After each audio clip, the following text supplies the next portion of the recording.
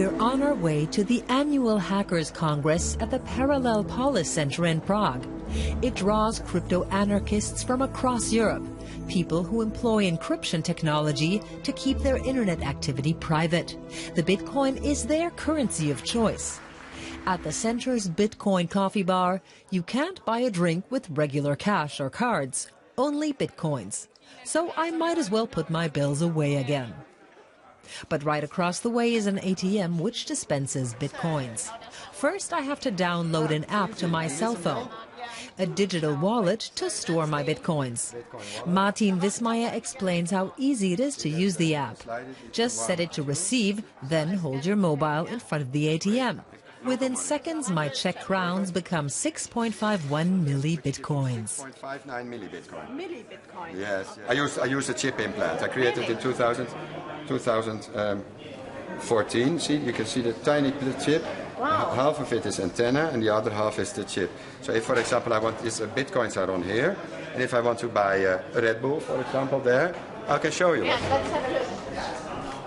Martin just holds his hand in front of the machine, and out comes his drink.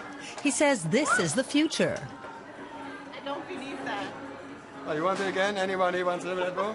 Martin says Bitcoins are more than digital play money. Hundreds of thousands of people use them for everyday transactions, eliminating the need for a regular bank account. I think the banks will always be there.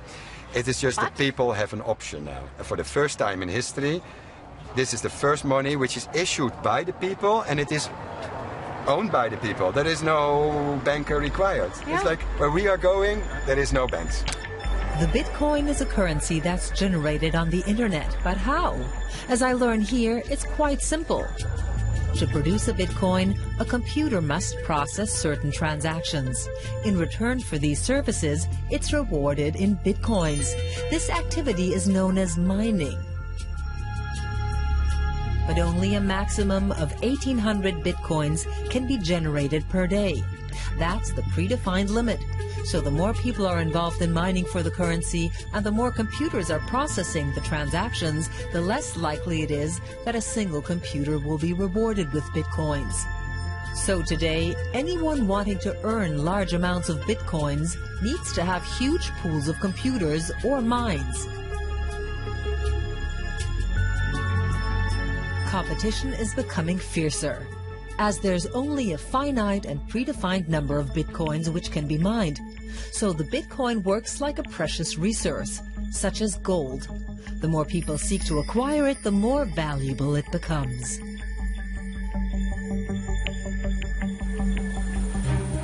Around the world, people are feverishly mining for Bitcoins. One of the biggest mines is located in Iceland. We're coming in for a landing with Bitcoin pioneer Marco Streng. He was attracted to Iceland mainly because of its geothermal power plants, which produce green electricity from the water of hot springs. He agreed to show us around his mine, provided we don't disclose its exact location. On the drive there, he explains why. There's a lot of money involved, and many different parties would have an interest in breaking into the mining farm or hacking into it. You can't be careful enough. From the outside, the hangars look grey and inconspicuous, on purpose. Few Icelanders are aware that huge amounts of virtual money are produced here every day. Inside, it's incredibly loud.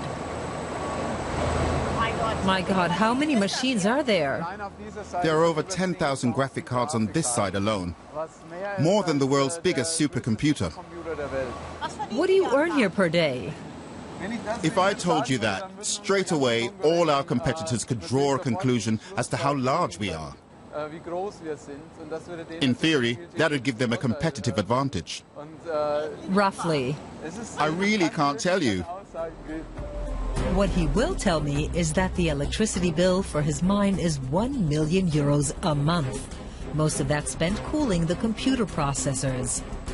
Another advantage of being in Iceland is that the outside air is reliably chilly, so the climate also helps to keep the hangars cool.